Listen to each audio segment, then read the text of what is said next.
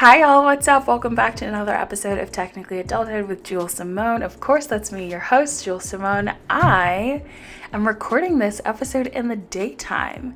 I feel so weird and productive. I'm also recording at my brand new home office that I'm so excited to have. And by home office, I do mean that my brother Josh just moved into college, so now I'm just sitting at his desk in his room. And I put a sign on the door that says, "Shh, in the process of making millions," that my parents got from a business retreat. And so now I'm just calling it my home office. But, what else does it take to be a home office? I feel like this can be my home office. And so, take a shot every time I say home office. I'm just really excited to have my own space because both my parents have their own little areas and I always just felt like a visitor in their offices, but now I have my own space, even though it's technically Joshua's space and there is still his bed in here and half of his clothes, so that kind of does ruin the feng shui. But this is my home office. I have a home office. Welcome back to Technically Adulthood.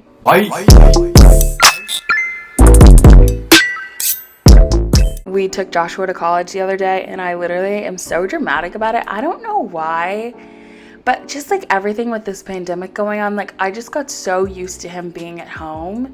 And anyone that knows me knows that I have a very strong attachment to my younger brother. I love both my brothers, but I've always felt especially protective and just attached to Joshua, maybe because he's my younger brother, maybe I really don't know why it is, but I'm so dramatic when it comes to him.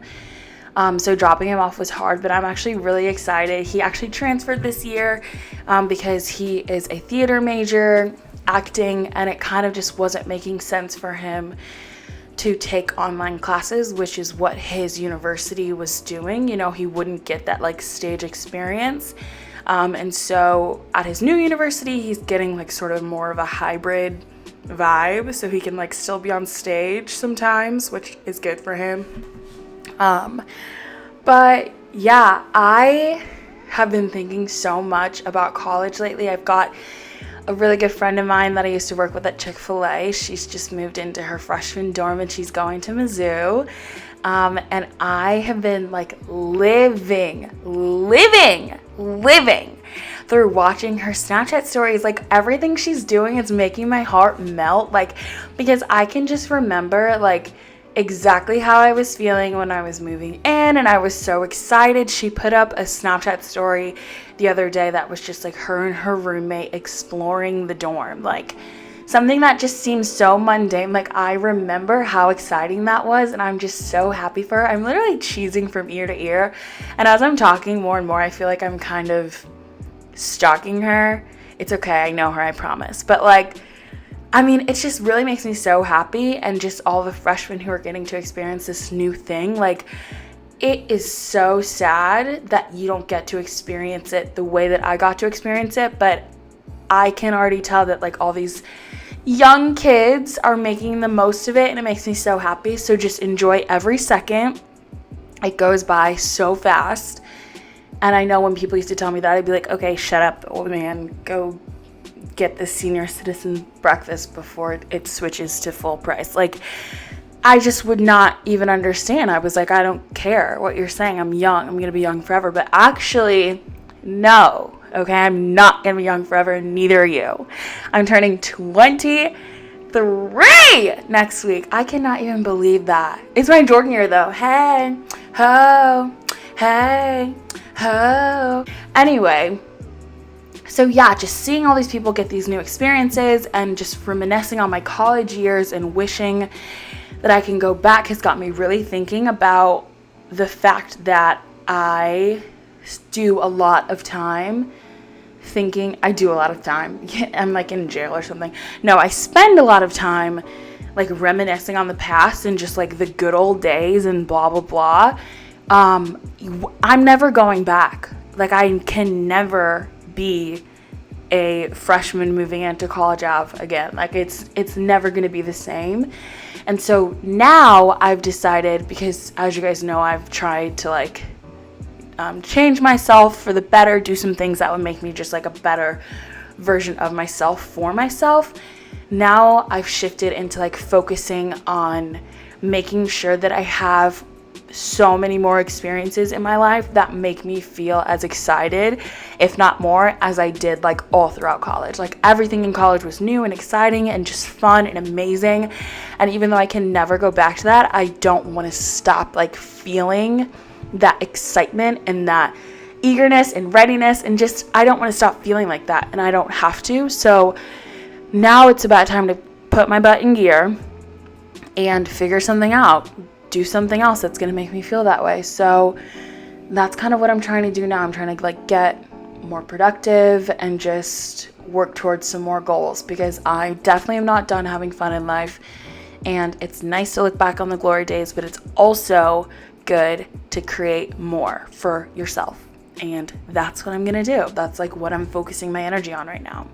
I also was driving. So Josh's school is like 2.5 hours away from our house. So we were road tripping, which just first of all reminded me of the good old days. We used to love going on road trips when I was younger because we didn't really have that much money.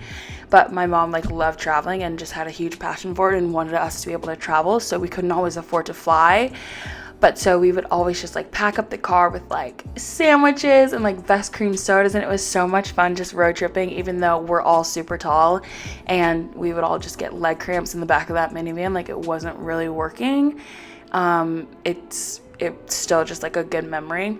And so it was really fun for me actually to be in the car again, like for an extended period of time, because my college town was only 90 minutes away, which is like far but not far. And also like if you're driving, like you don't get that road trip experience. So anyway, I said all of that to say, as I was driving home from dropping Josh off at school, I was in the back seat and I was just like looking out the window, which by the way, did anyone else like when you were younger look out the window and pretend you were in a music video to like whatever song was in your headphones? Like for me it was usually like Gotta Go My Own Way by Gabriella Montez from High School Musical, and I would just like pretend, and I would look outside and I'd be like, no one understands me, and it would be like so much better if it was raining. That was sort of just like God's way of co-signing, like, yes, you are a talented creative, like you should be making this music video. At least that's how I saw it. Anyway, listening to music, staring outside, and I just like had this epiphany, like I literally have the perfect life. Like I have the perfect life. And I understand now more than ever how much comparison is the thief of joy, because for so long it's been so easy for me to just like look at all of the things that I don't have. But for some reason I was just feeling so grateful like on this road trip and just reminiscing, and happy for Josh that he worked it out and got to go to school again, and just like all of this stuff. I was feeling so grateful that I genuinely felt like I have the perfect life. And like obviously, I know that there is a level of privilege that I have with just, you know, I don't have a job right now. I don't have to really, because I know that my parents are going to financially support me. And so that like alleviates a level of stress that I don't have to have. And so I know that there are certain levels of my life that, you know, not everyone can just look at their life and be like, oh yeah, my life is perfect, because there are real problems that people have. I'm just really fortunate to not have anything super serious like going on in my life. So it's like my brother took my car with him to college, and it's like, who cares? Like I still have the perfect life, even though I don't have a car, or like we don't have the most money in the world. Like I'm not on Kylie Jenner X Games billionaire status mode, but I can still have a perfect life. Like I feel like I've been really good about seeing the world as glass half full. And so I'm just really thankful for that mindset change, because like I talked about in previous episodes, like I have had struggles with just being a little bit negative, and nobody likes a negative Nancy. So yeah, I just encourage everyone to sort of shift that mindset. Like don't compare yourself to others around you, and just like look at everything you don't have, look at everything you do have, and then you have a perfect life. All you have to do is just say your life is perfect, and then it is. So I don't know if I'm sounding like fake woke or fake deep right now, but that's really how I was feeling. Like I was looking out onto the water, and I was like, that is the most beautiful water I've ever seen. We're just passing like some random Missouri river, but it was gorgeous. Like, she is very gorgeous to me. You just have, like, it just depends on how you're looking at it. If I'm looking at that water and like comparing it to like a New York City skyline, I'm like, oh, it's not as pretty. No, it's just pretty how it is. I feel like I'm getting so passionate right now that I'm not making any sense. But the moral of this story is just look at your life for what it is and appreciate what you have without comparing yourself to others and worrying about what you don't have. Because what you do have is enough. Great. So I don't think I've ever got to talk to you guys about this, but we recently had a professional organizer come and like help us get our lives together, basically. And she's working with an interior designer, so there have been some like cosmetic changes because my parents are having like a 10-phase home remodeling type situation going on, which, by the way, my parents have a podcast and I'm working with them on that, which is super fun. And they said on there that if anyone, like any execs from like a home makeover show was listening, that they would gladly take a home remodel. So I'm just gonna go ahead and plug that for them as well. They want to remodel their house, but it's gonna take them a really long time because remodeling takes a lot of money. So they're gonna separate it into like 10 phases. So if anyone just wants to like get her done, you guys could definitely do that for them. But anyway, so she came and basically like examined every drawer in our house, every cabinet, like under all the beds, like just everything that you thought you could hide, like shoving things in your closet, literally every single crevice of this house. And it's so embarrassing. Like, you have no idea how just unorganized you are, or like how much your systems just don't make sense until you have to explain them to someone who is hired to like help you and does this for a living. Like, she literally had been working with people on hoarders. Like, she has seen the worst of the worst. And so she's like, can someone explain to me why this hair curler is in the bottom of the closet underneath pairs of shoes that you've had since 7th grade that you can't fit anymore and you haven't worn in almost over a decade? My dad just walked in, even though I have a sign on the door that says, I'm making millions. And if he wasn't bringing, this is ASMR. If he wasn't bringing me lunch, I would actually be kind of mad. Hi guys. Say, hey guys, it's Jill. Hey guys, it's John.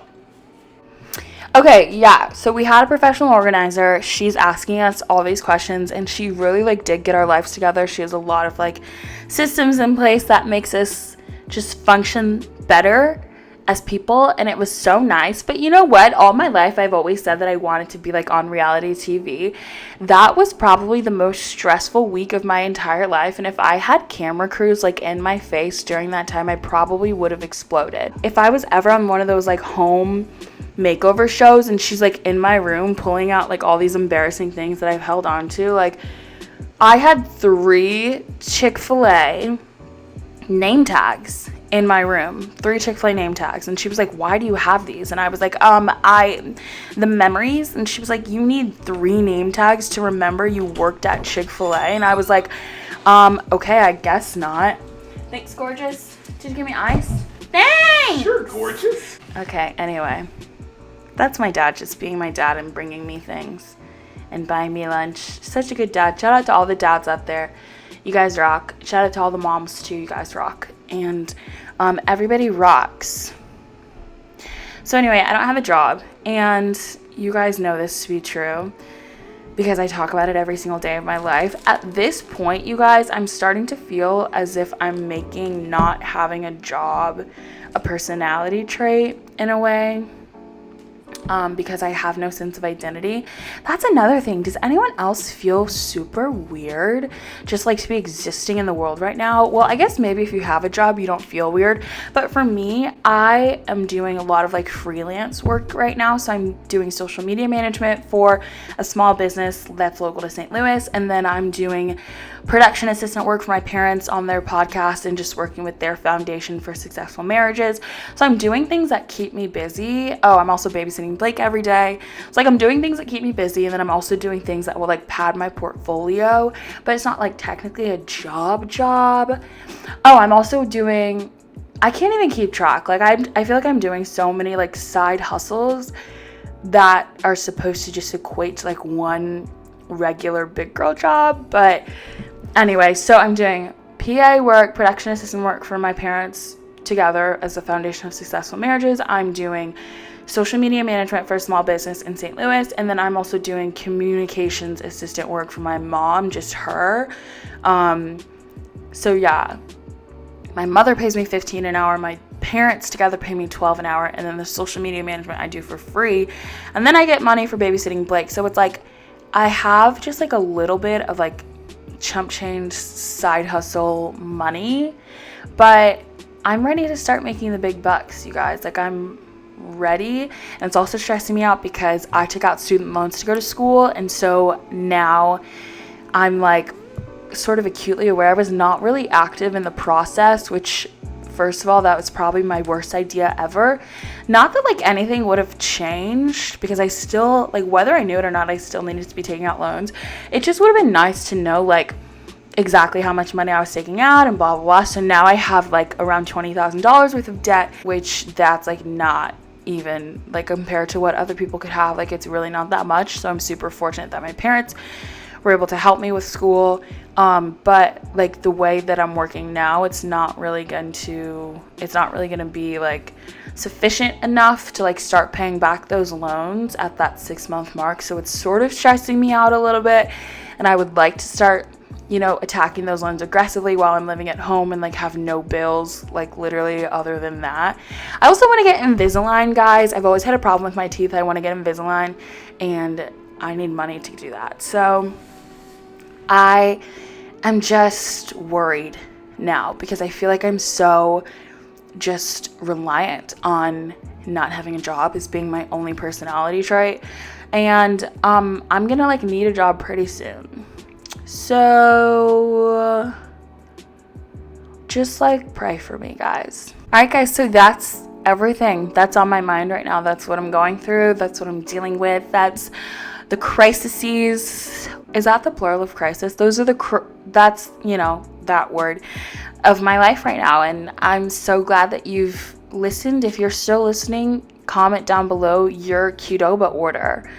Maybe my dad will get you a quesadilla next time he's out to lunch. So that's beautiful. Thanks for listening. It's technically adulthood with Jewell, and I'll see you next time. Bye.